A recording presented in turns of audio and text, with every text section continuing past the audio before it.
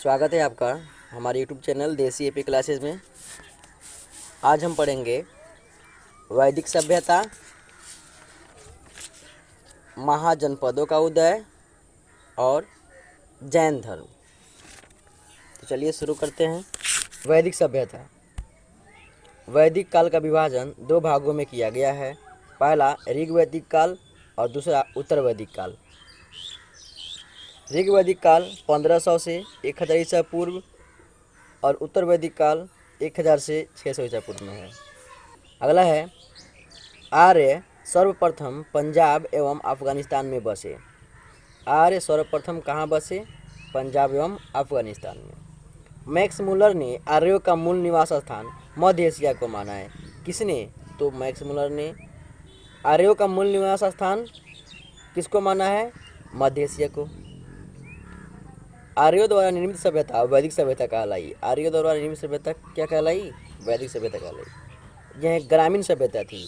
वैदिक सभ्यता क्या थी? एक ग्रामीण सभ्यता थी। आर्यों की भाषा क्या थी? संस्कृत थी। आर्य शब्द भाषा समूह को इंगित करता है। किसको? भाषा समूह को। ओके। अगला है आर्यों के प्रशासनिक इकाई आरोही क्रम से इन 5 भागों में बटा हुआ था। पहला कुल, दूसरा ग्राम, तीसरा विश्व, चौथा जन और 5वां राष्ट्र। ओके। ग्राम के मुखिया ग्रामिणी कहलाते थे।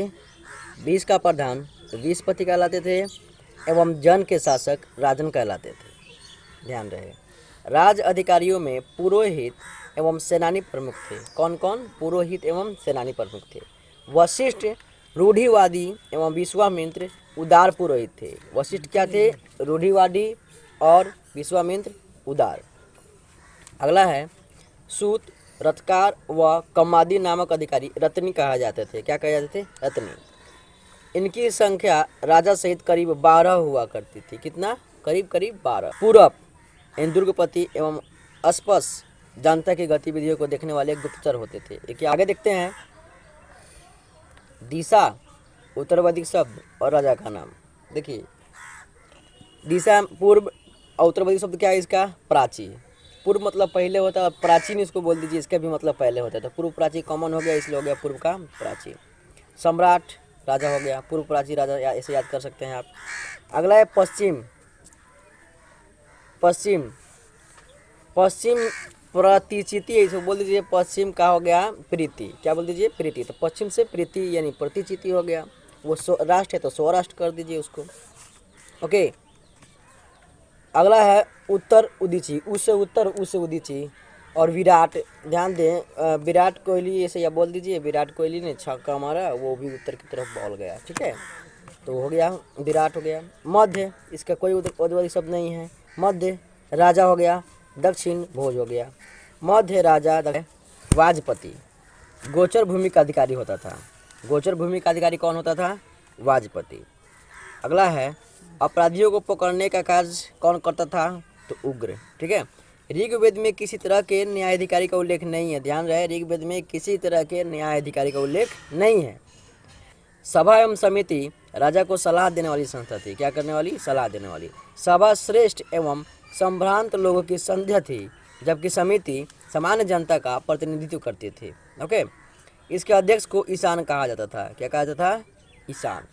स्त्रियां सभा एवं समितियों में भाग ले सकती थी। स्त्रियां सभा एवं समितियों में भाग ले सकती थी। अगला है युद्ध में कबीले का नेतृत्व राजा करता था। कौन करता था? राजा। युद्ध के लिए गविष्ठ शब्द का प्रयोग किया गया है, जिसका अर्थ है गायों की खोज। गविष्ठ का मतलब क्या है? गायों की खोज। अगला है दशराज युद्ध। दशराज युद्ध का उल्लेख ऋग्वेद के 7वें मंडल में है। कहाँ है? ऋग्वेद के 7वें मंडल में। यह युद्ध पुरुषणी यानी रावी नदी के तट पर, यह युद्ध पुरुषणी रावी नदी के तट पर सुदास एवं 10 जनों के बीच लड़ा गया था। किसके किसके बीच? सुदास एवं 10 जनों के बीच लड़ा गया था, जिसमें सुदास विजयी हुआ। कौन विजयी हुआ? सुदास। आगे देखिए, ऋग्वैदिक समाज 4 वर्णों में विभक्त था। कितने वर्णों में? 4 वर्णों में। कौन? ऋग्वैदिक समाज। देखिए वो क्या क्या थे। पहला थे ब्राह्मण, दूसरा क्षत्रिय, तीसरा वैश्य और चौथा शूद्र। यह विभाजन व्यवसाय पर आधारित है। किस पर? व्यवसाय पर। ऋग्वेद के 10वें मंडल के पुरुष सूक्त में चतुर्वर्णों का उल्लेख मिलता है। किसका? चतुर्वर्णों का। इसमें कहा गया है कि ब्राह्मण परम पुरुष के मुख से, क्षत्रिय उनकी भुजाओं से, वैश्य उनकी जांघों से एवं शूद्र उनके पैरों से उत्पन्न हुए थे। ठीक है, ओके। अगला है उपनिषदों की संख्या कितनी है? 108। महापुराणों की संख्या 18। वेदांग की संख्या 6। इसको याद रखना है, 108 18 6, 108 18 6। तो याद कर लीजिए, उप महावेद, उप महावेद, उप 108, महा 18, वेद 6। ओके, चलिए अगला है आर्यों का समाज पितृप्रधान था। क्या था? पितृप्रधान। समाज की सबसे छोटी इकाई परिवार या कुल कहलाती थी। क्या? परिवार या कुल। जिसका मुखिया पिता होता था, जिसे कुलप कहा जाता था। क्या कहा जाता था? कुलप। स्त्रियां इस काल में अपने पति के साथ यज्ञ कार्य में भाग लेती थी। बाल विवाह एवं पर्दा प्रथा का प्रचलन नहीं था। विधवा अपने मृतक पति के छोटे भाई यानी देवर से विवाह कर सकती थी। अगला है स्त्रियां शिक्षा ग्रहण करती थी। ऋग्वेद में लोपामुद्रा, घोषा, सिकता, आपला एवं विश्वास जैसी विदुषी स्त्रियों का वर्णन है। ठीक है। गांगी ने याज्ञवल्क्य को वाद विवाद की चुनौती दी थी। क्या दी थी? याज्ञवल्क्य के वाद विवाद की चुनौती दी थी। अगला है जीवन भर अविवाहित रहने वाली महिलाओं को अमाजू कहा जाता था। जीवन भर अविवाहित रहने वाली महिलाओं को क्या कहा जाता था? अमाजू। ओके। अगला है जीविकोपार्जन के लिए वेद वेदांग पढ़ाने वाला अध्यापक उपाध्याय कहलाता था। क्या कहलाता था? उपाध्याय। आर्यों का मुख्य पेय पदार्थ सोमरस था। क्या था? सोमरस। यह वनस्पति से बनाया जाता था। ओके, सोमरस किस चीज़ से बनाया जाता था? वनस्पति से। अगला है आर्य मुख्यतः 3 प्रकार के वस्त्रों का उपयोग करते थे। पहला वास, दूसरा अधिवास और तीसरा उष्णीय। अंदर पहनने वाले कपड़े को नीवी कहा जाता था। क्या कहा जाता था? नीवी। अगला है प्रमुख दर्शन एवं उनके प्रवर्तक। दर्शन और प्रवर्तक। चवार्क, चवार्क का प्रवर्तक चवार्क ही हैं, याद रहे।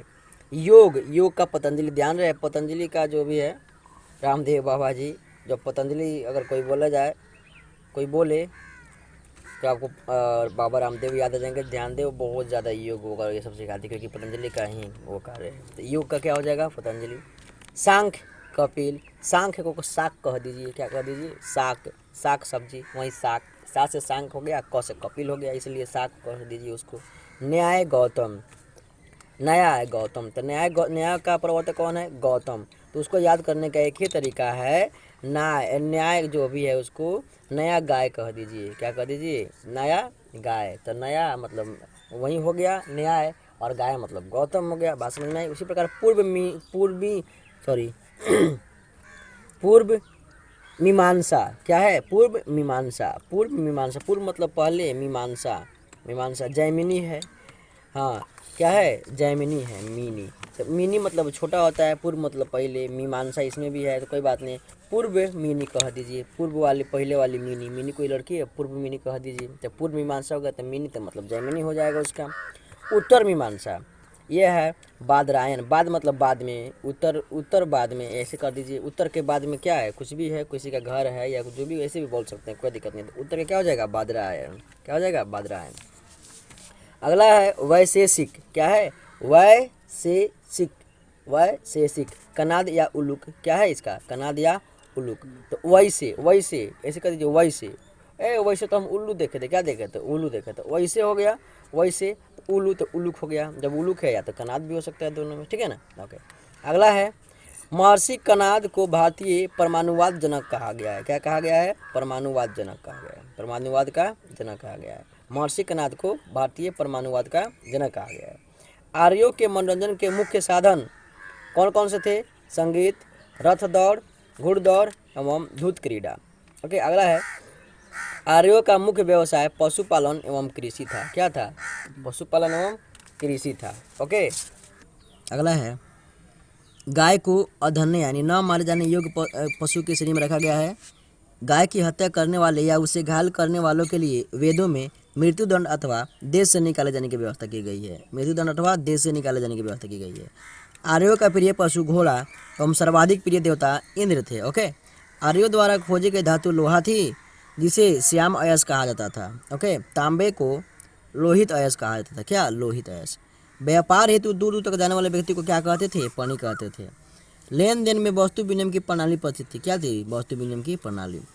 ऋण देकर ब्याज लेने वाला व्यक्ति को वेकनॉट यानी सूदखोर कहा जाता था। ओके, अगला है ऋग्वेद में उल्लिखित सभी नदियों में सरस्वती सबसे महत्वपूर्ण तथा पवित्र मानी जाती है। कौन सी नदी? सरस्वती। ऋग्वेद में गंगा का एक बार और यमुना का 3 बार उल्लेख हुआ है। गंगा का 1 बार और यमुना का 3 बार। ध्यान रहे, ऋग्वेद में गंगा का 1 बार और यमुना का 3 बार उल्लेख हुआ है। इसमें सिंधु नदी का उल्लेख सर्वाधिक बार हुआ है। सबसे अधिक बार जो है सिंधु नदी का उल्लेख किया गया है। ध्यान रहे, गंगा नदी का 1 बार, यमुना नदी का 3 बार और सिंधु नदी का सर्वाधिक बार यानी बार बार किया गया है। अगला है ऋग्वैदिक कालीन नदियाँ, जैसे कि यहाँ पे देख लेते हैं। आइए, कुरुब का आधुनिक नाम क्या है? कुर्रम। कुभा इसका नाम है काबुल। तो इसको ऐसे याद करने के लिए क्रूब, तो क्रूकू याद कीजिए। क्रूकू क्या? क्रूकू। क्रूकू, क्रू से हो गया क्रूब और कू से हो गया कुर्रम। ओके, क्रूकू। अगला है कुभा। कू, तो इसे याद कर लीजिए कुका। क्या? कुका। याद कीजिए उसको, कुका। कू से कुभा और का से काबुल। अगला है वितस्ता झेलम। वितस्ता मतलब बस्ता, याद कर लीजिए। बस्ता को बच्चे झेलते हैं, मतलब उसको बहुत सारा लेकर के घूमते हैं, मतलब पढ़ने का कम और झेलते ज़्यादा है उसको। बोलते हैं अरे भाई क्या झेल रहे हैं, इसे याद कर लीजिए। बस्ता का झेलता है बच्चा सब, तो वितस्ता हो गया, तो झेलता मतलब झेलम। ओके, आस्किनी याद रखिए। आस्क मतलब होता है पूछना, वहीं आस्क क्या चीज़ के बारे में आप पूछ रहे हैं? चीज़ से ची आया, चीन के बारे में आपने पूछा, आस्क किया, तो आस्किनी हो गया। चीन से चिनाब हो गया। एक है पुरुषनी। पुरुष जो है रवि है। रवि क्या है? एक पुरुष है, तो रवि से राबी याद कर लीजिए, तो पुरुषनी हो गया। पुरुषनी प्राचीन नाम हो गया और आधुनिक नाम हो गया राबी। ओके, शत्रु मतलब दुश्मन होता है ना। दुश्मन याद रखिए, दुश्मन सत पर थोड़ी ना होता है, दुश्मन सत पे नहीं होता है, तो शत्रुदी हो गया। शत्रुदी हो गया, कहने का मतलब है सतलज। सत पर नहीं रहता है, सतलज हो गया। अगला है बिपाशा। तो जब बिपाशा बोले तो यहाँ पे हीरोइन का नाम आ जाती है बिपाशा। तो बिपाशा बसु क्या थी वो? मतलब समझिए, बिपाशा बसु जो है व्यास को लाइक करती थी। किसको? व्यास को लाइक करती थी, याद रखें। सदा नीरा नीर मतलब होता है जल, सदा मतलब सदा के लिए। तो गंडक, इसको याद कर लीजिए, गंडक में क्या है? नीर जो है, पानी जो है सदा के लिए है, इसके लिए है, एकदम सदा के लिए है। अगला है दृश्यधती क्या है? घग्गर। घग्गर मतलब घाघरा, याद कर लीजिए। घाघरा, कोई लड़की घाघरा पहने, उसका दृश्य अजीब होगा, इसे याद कर लीजिए। दृश्य जो है घग्गर हो जाएगा। गोमती, तो गो इसका गो क्या याद कर लीजिए? गो से हो गया गोमती, गो से हो गया गोमल। ओके, सुवस्तु सु मतलब सुंदर, वस्तु याद करें, सुवस्तु। तो स्वात क्या? स्वात, बस इसको याद कर लीजिए। सुसवा याद कर लीजिए, सुसवा, ऐसे सु अधस्वा। ये आपका जो है, ये आपका सु से हो गया सुवस्तु, ये सु से सुवस्तु और स्वा से हो गया स्वात। ओके, चलिए।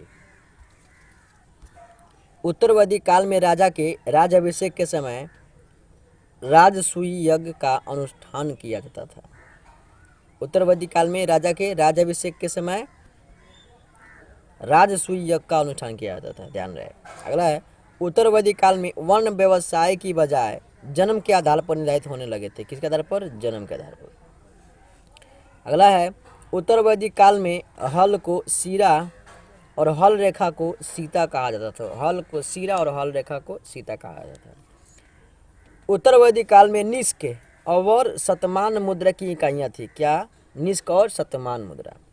लेकिन इस काल में किसी खास भार, आकृति और मूल्य के सिक्कों के चलन का कोई प्रमाण नहीं मिलता।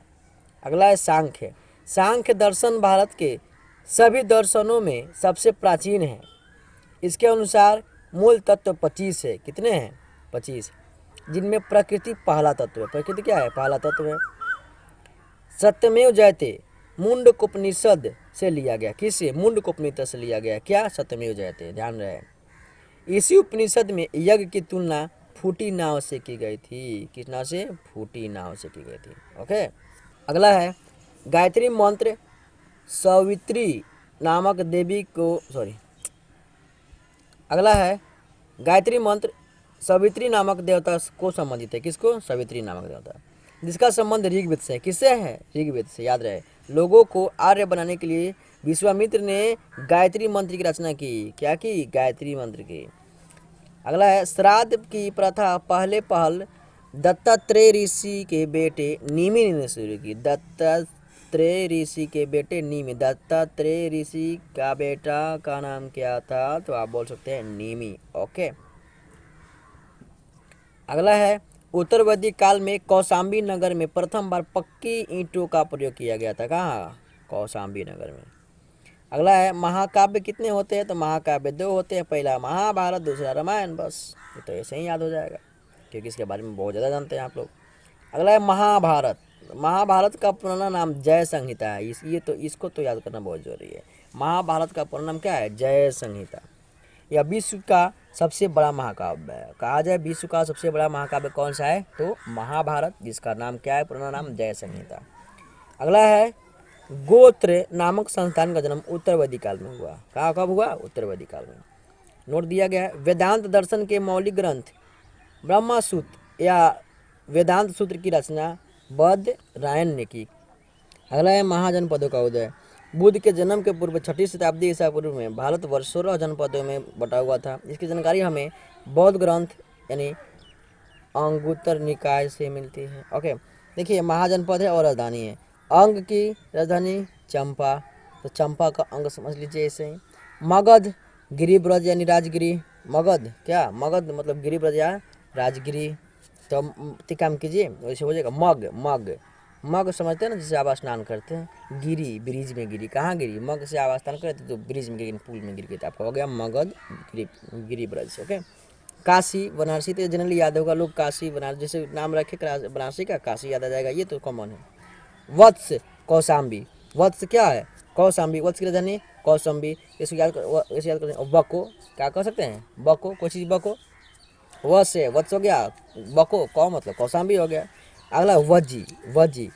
वजी से क्या हो गया? वैशाली, विदेह, मिथिला। ये तीनों वैशाली, विदेह, मिथिला। अगला है कौशल। कौशल का हो जाएगा श्रावती। तो मतलब कौन कोस रहा है? तो श्रावण जी कोस रहे हैं, तो याद कर लीजिए किसको कोस रहे हैं? तो परशुराम जी को कोस रहे हैं। इसे याद कर सकते हैं आप लोग। कौशल कोस रहे हैं किसको?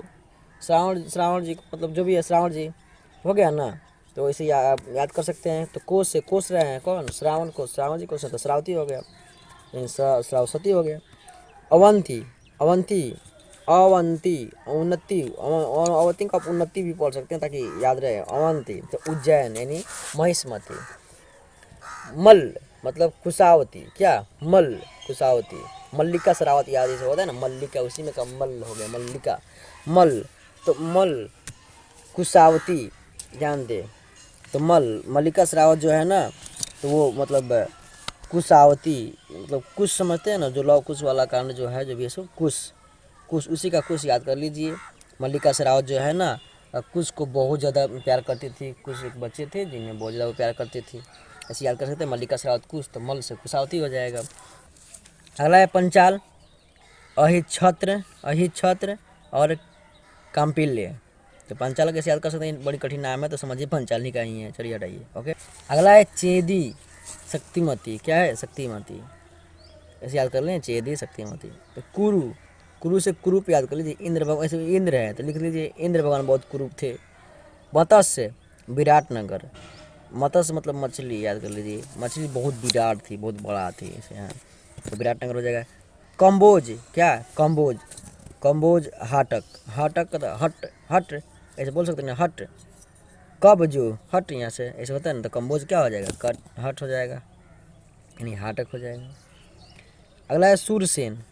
सूरसेन, सेन साहब कहाँ के थे, मथुरा के। ऐसे ही कॉमन है, मतलब झूठ बोल रहे हैं, सेन साहब मथुरा के नहीं थे। सेन साहब ऐसे मतलब याद करा रहे हैं आपको, सूरसेन मतलब मथुरा के थे, तो सूरसेन क्या हो गया, मथुरा हो गया। अस्मक पोटली, अस्मक पोटली और पोतन, ध्यान रहे अस्मक, इसको याद कर ले। गंधार तक्षशिला, ये तो गंधार तो है ही, तक्षशिला, गंधार क्या होगा, तक्षशिला। ओके, अगला है जैन धर्म। जैन धर्म के संस्थापक एवं प्रथम तीर्थकर ऋषभ देव थे, याद रहे कौन थे, ऋषभ देव थे। जैन धर्म के 23वें तीर्थकार पार्श्वनाथ थे, कौन थे, 23वें पार्श्वनाथ और 24वें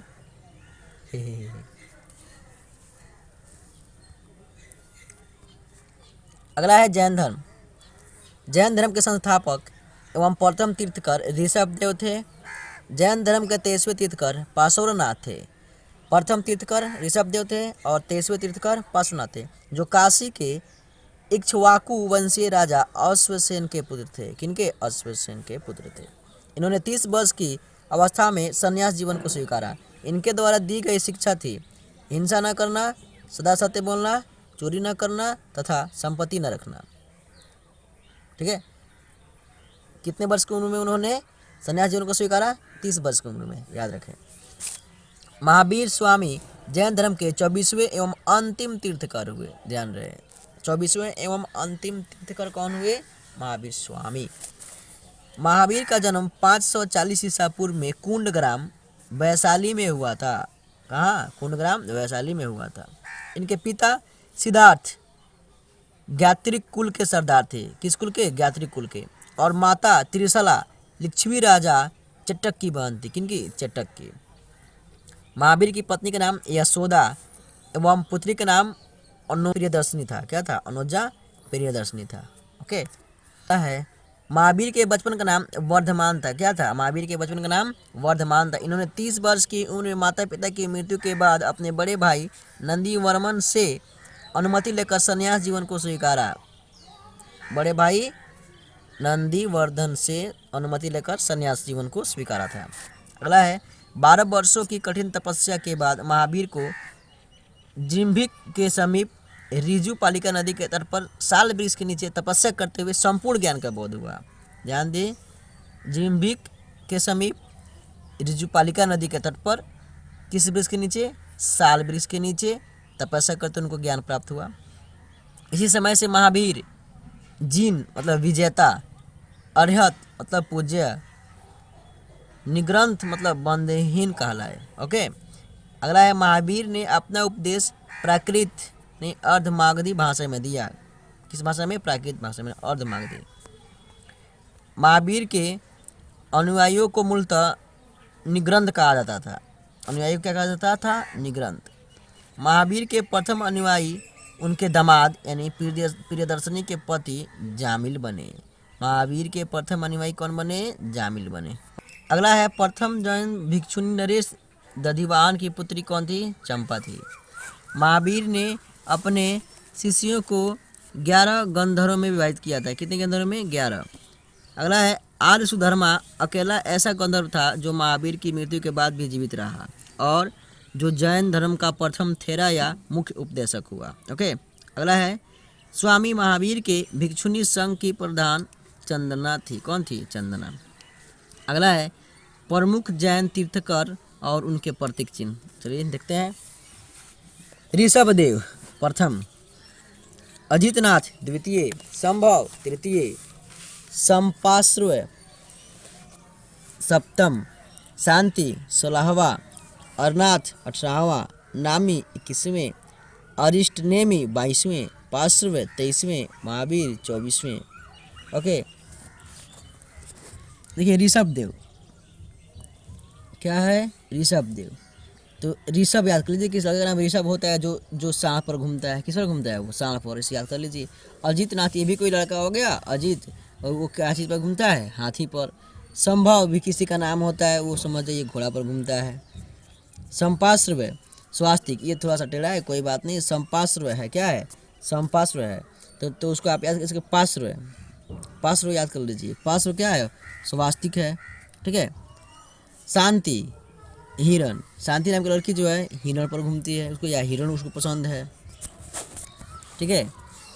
अगला है अरनाथ, अरनाथ तो उसको अमरनाथ याद कर लीजिए, वो अमरनाथ याद कर लीजिए। मीन क्या है, मीन, अमरनाथ मीन, ओके। नामी, इसका नामी व्यक्ति, नीलकमल, नीलकमल का बहुत नाम होता है, इसे याद कर लीजिए, नामी नीलकमल। अरिष्ट नेमी शंख, क्या, शंख, अरिष्ट नेमी शंख हो गया। पार्श्व सर्प हो गया।